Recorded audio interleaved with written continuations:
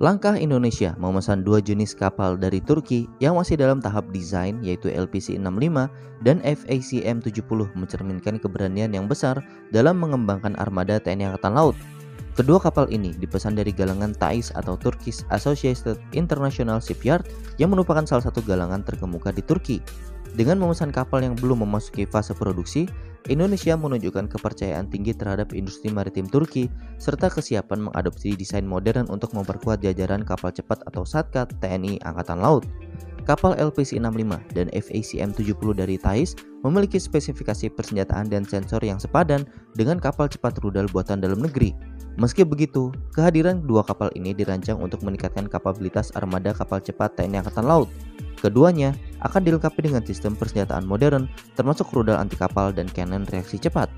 Diharapkan LPC-65 dan FACM-70 dapat memberikan performa yang lebih unggul dalam menjalankan operasi patroli, pengintaian dan penyerangan cepat sejalan dengan kebutuhan operasi maritim Indonesia di perairan Nusantara yang luas.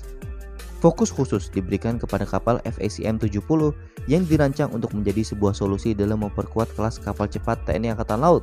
Kapal ini memiliki kecepatan maksimum 40 knot atau 74 km per jam. Ini jauh lebih cepat dibandingkan kapal cepat rudal TNI Angkatan Laut yang hanya mampu mencapai 29 knot atau sekitar 53 km per jam. Kecepatan tinggi ini dimungkinkan berkat penggunaan mesin gas turbin yang dikombinasikan dengan 3 unit water jet dan 2 mesin diesel laut.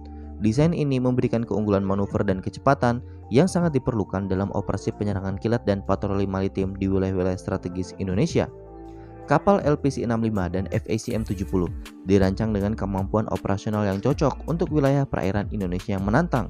Selain kecepatan, kedua kapal ini didukung oleh teknologi navigasi, radar dan sistem kontrol senjata mutakhir yang memungkinkan deteksi serta serangan yang presisi. Keunggulan desain Turki ini berpotensi menginspirasi pengembangan kapal cepat di masa depan, khususnya untuk meningkatkan kemampuan dan juga daya tahan armada SATCAT TNI Angkatan Laut.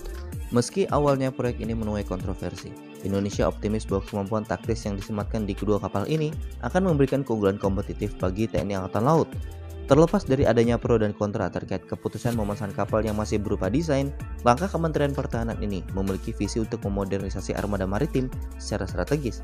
Kolaborasi dengan Turki diharapkan dapat membuka peluang untuk transfer teknologi, peningkatan kemampuan teknis dan kerjasama yang lebih luas dalam pengembangan alutsista maritim.